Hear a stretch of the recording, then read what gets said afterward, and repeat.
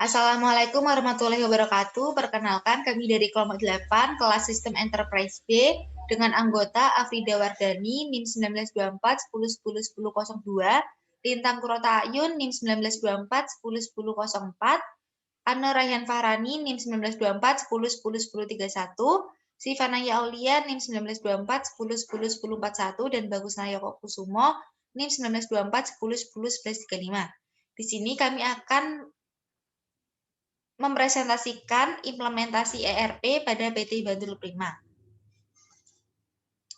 Yang pertama akan kita bahas adalah profil perusahaan oleh PT Bantul Prima yang akan dijelaskan oleh Bagus Nayoko Kusumo. Yang pertama adalah profil perusahaan dari Bantul Prima, yaitu deskripsi umumnya. PT ini adalah perusahaan tembakau terbesar kedua di dunia berdasarkan pangsa pasar global, dengan berbagai brand yang dijual lebih 200 negara. Bantul International Investama memproduksi dan memasarkan berbagai jenis produk tembakau seperti rokok kretek mesin, rokok kretek tangan, dan rokok mesin putih. Bantul International Investama ini memperkerjakan lebih dari 8.000 orang yang tersebar di bagian produksi, pemasaran, dan distribusi rokok di seluruh Indonesia. Terus yang selanjutnya adalah pengertian ERP. ERP ini atau bisa disebut Enterprise Resource Planning adalah sebuah sistem informasi perusahaan yang dirancang untuk mengkoordinasikan semua sumber daya, informasi dan aktivitas yang diperlukan untuk proses bisnis lengkap. Sistem ERP didasarkan pada database yang umumnya dan rancangan perangkat lunak modular.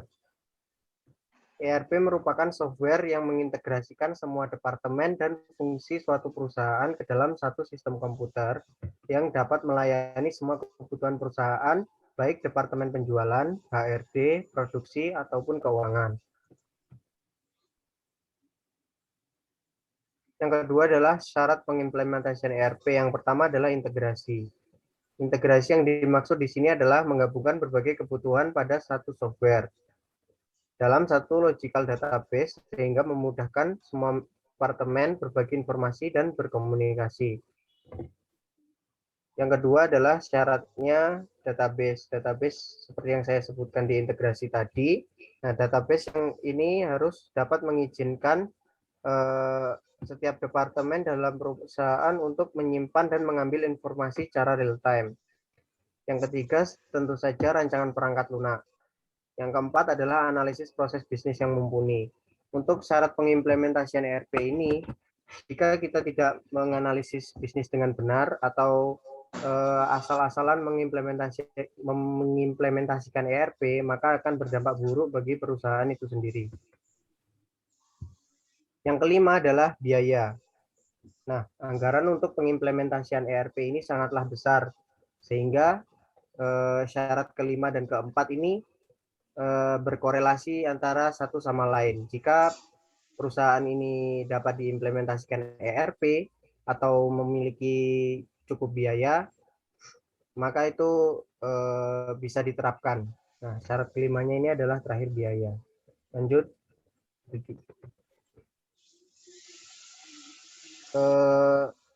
Lalu tujuan dari ERP ini sendiri, yang pertama tujuan umumnya yaitu mengotomatisasi dan integrasi banyak proses bisnis.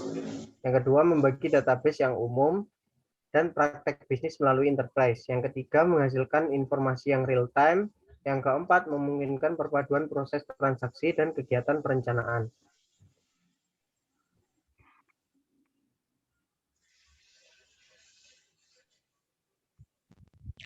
Baik, yang selanjutnya yaitu macam-macam implementasi dari ERP. Yang pertama yaitu on-premise ERP. Implementasi on-premise ERP ini mengharuskan perusahaan untuk memiliki perangkat keras seperti server mereka sendiri, sehingga membutuhkan pemeliharaan dan biaya yang lebih banyak. Inilah mengapa ERP konvensional lebih banyak digunakan oleh perusahaan-perusahaan berskala besar. Yang selanjutnya yaitu Cloud ERP. ERP berbasis cloud tidak mengharuskan perusahaan untuk memiliki infrastruktur yang dibutuhkan untuk menyimpan data mereka, karena semuanya disimpan dalam cloud. Implementasi ERP ini membutuhkan biaya, waktu, dan tenaga yang lebih sedikit dibandingkan dengan ERP tradisional, sehingga lebih banyak digunakan oleh usaha kecil dan menengah. Next. Yang selanjutnya yaitu hybrid ERP. Hybrid ERP memungkinkan perusahaan untuk menjalankan perangkat lunak ERP mereka di bawah kendali mereka sendiri dengan menggunakan server sekaligus menyimpan sebagian data mereka di cloud. Next. Yang selanjutnya yaitu penerapan modul ERP. Ada 6 modul yang sudah diterapkan oleh PT Bantul Prima. Yang pertama yaitu Fund Management. Fund Management ini tugasnya tepatnya di dana, yaitu yang pertama untuk membuat anggaran seluruh pendapatan relevan dan pengeluaran. Yang selanjutnya yaitu untuk mengontrol gerakan dana di masa depan sesuai dengan anggaran terdistribusi. Yang selanjutnya yaitu untuk mencegah anggaran yang berlebih. Yang selanjutnya yaitu material manajemen. Di PT Bantul Prima ini, material manajemen bertujuan untuk mengoptimasi semua proses yang terkait dengan perencanaan, pengadaan, pembelian, hingga penyimpanan material. Yang selanjutnya yaitu modul Sales and Distribution. Dalam modul ini bertujuan untuk membantu meningkatkan efisiensi kegiatan operasional berkaitan dengan proses pengelolaan customer order atau proses sales, shipping, dan billing. Yang selanjutnya yaitu Production Planning. Modul ini bertujuan untuk membantu proses perencanaan dan kontrol daripada kegiatan produksi atau manufacturing suatu perusahaan. Yang selanjutnya yaitu Controlling. Modul controlling ini bertujuan untuk pengendali capital investment dan sebagai pengendali aktivitas keuangan perusahaan, memonitor dan merencanakan pembayaran. Lalu sebagai pengendali pendanaan terhadap pembelian, pengadaan, dan penggunaan dana di setiap area. Dan yang terakhir sebagai pengendali biaya dan profit berdasarkan semua aktivitas perusahaan. Yang terakhir yaitu modul financial accounting. Modul ini disediakan pengukuran berkelanjutan terhadap keuntungan perusahaan, lalu mengukur kinerja keuangan perusahaan berdasarkan pada data transaksi internal maupun eksternal, dan menyediakan dokumen keuangan yang mampu melacak atau mengaudit setiap angka yang terdapat dalam suatu laporan keuangan hingga ke data transaksi awalnya.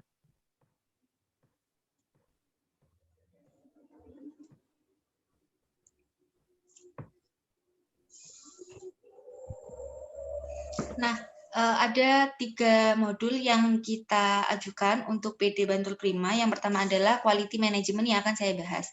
Nah, untuk Quality Management ini sendiri bertujuan untuk meningkatkan kualitas dan mengidentifikasi ukuran kualitas terbaik sesuai harapan pelanggan dalam hal layanan, produk, dan pengalaman pelanggan.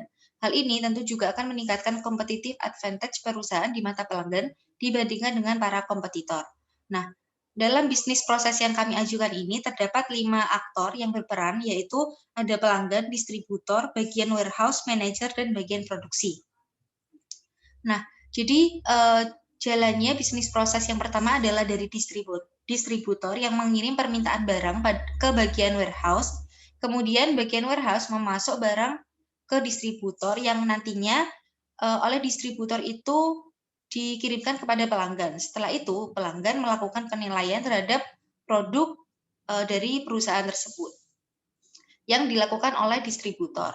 Kemudian distributor menerima informasi penilaian pelanggan tersebut. Kemudian oleh distributor, informasi tersebut diberikan kepada manajer perusahaan yang nantinya oleh manajer perusahaan akan dicek apakah penilaian tersebut baik atau buruk.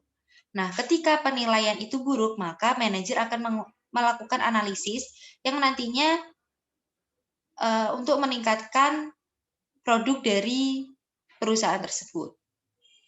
Nah, jika penilaian tersebut sudah baik, maka manajer akan meningkatkan kualitas output atau produknya dari perusahaan tersebut akan tetap memuaskan pelanggan, seperti itu. Nah, dalam melakukan analisis modul ini, modul quality management, juga terdapat indikator-indikator yang dilakukan oleh perusahaan. Apakah indikator tersebut cukup untuk melakukan perubahan ulang?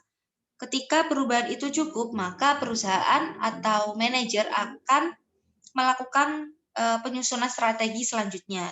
Jika indikator persyaratan itu belum cukup untuk dilakukan perubahan ulang dari produknya, maka akan dilakukan survei ulang yang melibatkan distributor dan pelanggan. Nah, setelah itu, setelah disusun strategi untuk melakukan perubahan pada produk untuk memuaskan pelanggan, manajer memberikan perintah kepada bagian produksi untuk memproduksi barang dengan kualitas yang baik yang sesuai dengan keinginan pelanggan, seperti itu. Kemudian barang akan dikirimkan ke warehouse.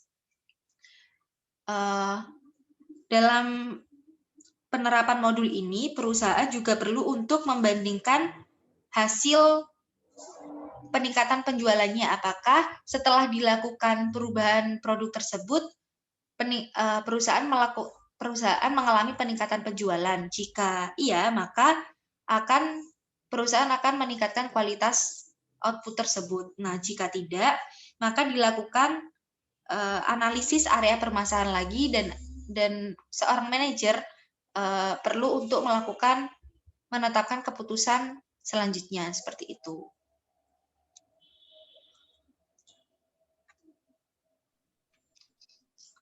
Untuk modul selanjutnya yang kami ajukan adalah modul Human Resource. Modul ini berfungsi untuk memudahkan pelaksanaan manajemen yang efektif dan tepat waktu terhadap gaji, benefit, dan biaya berkaitan dengan sumber daya manusia perusahaan. Selain itu, juga melindungi data personalia dari pihak luar dan membangun sistem perekrutan dan pembangunan sumber daya manusia yang efisien melalui manajemen karir. Next. Ini adalah bisnis proses yang kami ajukan dengan modul Human Resource. Jadi ini adalah bisnis proses perekrutan pegawai baru yang bertanggung jawab adalah bagian sumber daya manusia atau Human Resource Department. Dalam bagian ini ada dua aktor yang bekerja, yaitu calon pelamar kerja dan Human Resource. Nah, jadi dalam bisnis proses ini itu ada dua penyaringan. Yang pertama penyaringan lewat berkas dan penyaringan lewat wawancara. Nah, jika pelamar kerja ini berhasil melewati penyaringan berkas, maka akan dilanjutkan dengan wawancara.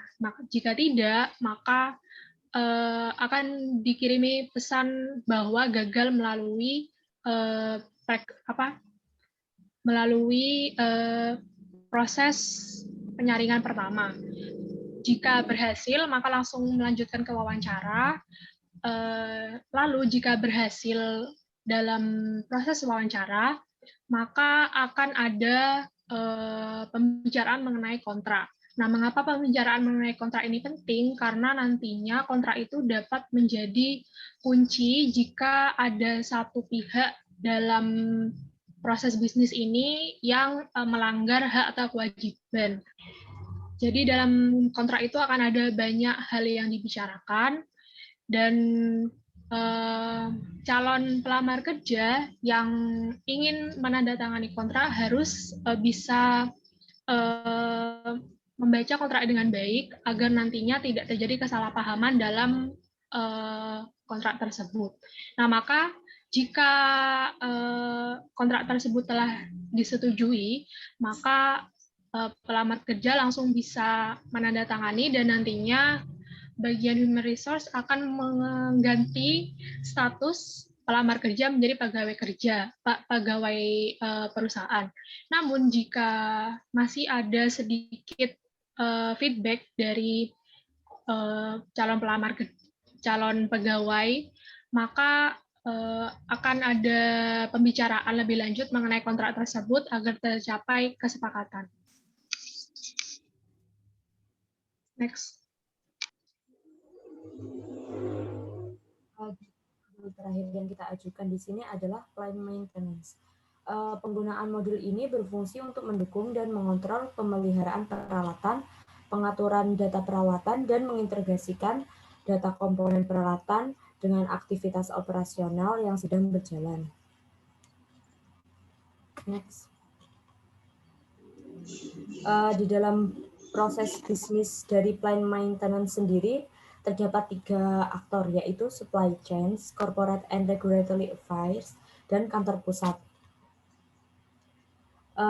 Jadi, startnya itu dimulai dari bagian corporate and regulatory affairs, yang bertugas untuk mengecek peralatan dan melakukan pengawasan pada data peralatan.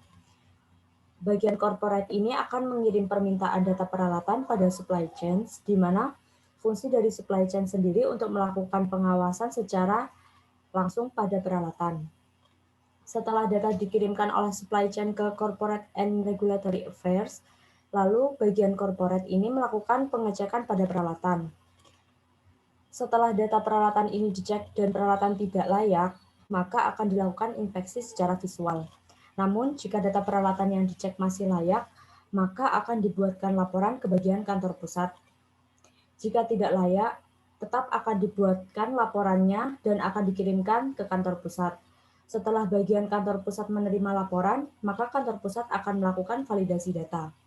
Untuk menindaklanjuti validasi data, maka kantor pusat mengirimkan perintah kepada corporate and regulatory untuk melakukan perawatan pada peralatan. Untuk eksekutor dari perawatan ini sendiri dilakukan oleh supply chain yang turun langsung ke lapangan. Next.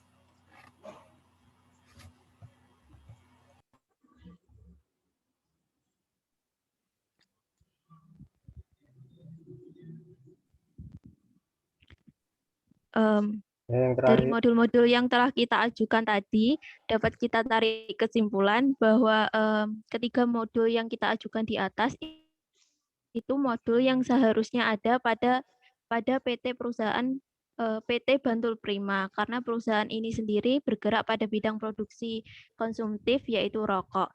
Nah, modul yang pertama yaitu quality management, ini nanti dapat membantu meningkatkan kualitas atau setidaknya mempertahankan kualitas produk yaitu rokok dengan pendapat konsumen sebagai acuannya. Nah, dengan melalui pendapat para konsumen ini nanti perusahaan jadi tahu di mana letak dari kekurangan atau kelebihan produknya. Yang selanjutnya yaitu modul human research, di mana modul ini mendukung para karyawan perusahaan untuk mengembangkan skill yang bertujuan untuk meningkatkan kualitas dan kuantitas produknya.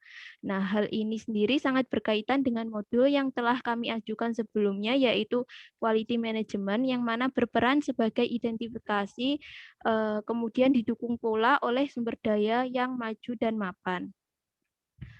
Sedangkan untuk modul yang terakhir yaitu plant maintenance, ini nanti berguna untuk pemeliharaan mesin. Dengan adanya jadwal perawatan dan pemakaian mesin produknya, maka nantinya akan berdampak pada stabilnya mesin produksi yang dipakai, yang tentunya juga membantu mempertahankan kualitas dan kuantitas produk. Selain itu, hal ini nanti juga berdampak pada berkurangnya akumulasi penyusutan peralatan dan membantu mengurangi beban perusahaan.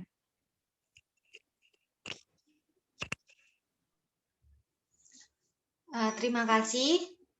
Sekian presentasi dari kelompok 8 kelas Sistem Enterprise B. Mohon maaf jika ada salah kata. Wassalamualaikum warahmatullahi wabarakatuh.